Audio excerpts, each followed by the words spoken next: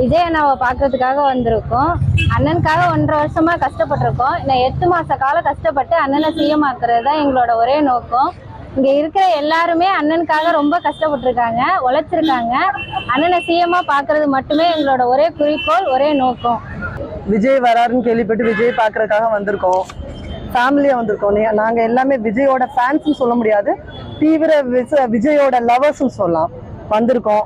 இதனால ஆட்சி பண்ணவங்க எல்லாத்தையும் தாண்டி எங்க ஆளுக்கு ஒரு சான்ஸ் கொடுத்து பார்க்கலாம். இந்த தடவை கொடுத்து பார்க்கலாம் இல்ல, ஆல்மோஸ்ட் இப்பவே அவர் எல்லாத்தையும் வின் பண்ணிட்டாரு.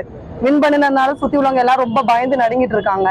ஸோ வாட் எவர் என்ன நடக்குதோ நடக்கட்டும், எங்கால் தான் சிஎம், எங்கால் தான் எப்பயுமே சிஎம். அது தேர்தலில் நின்றுதான் சிஎம் ஆகணும்னு இல்லை, இவ்வளோ பேரோட மனசை கவர் பண்ணியிருக்காரு. அவர் பணம் சம்பாதிக்கிறதுக்காக இங்க வரல, அவர்கிட்ட நிறைய இருக்குது. மோர் தென் திஸ். இந்த தேர்தலை விட, இந்த அரசியலை விட அவர்கிட்ட நிறையவே இருக்கு. அவர் மக்களுக்கு சர்வ் பண்ணணும்னு வராரு, வந்துட்டாரு. கண்டிப்பா இறங்கி பண்ணுவாருன்னு நினைக்கிறோம். We love Vijay always.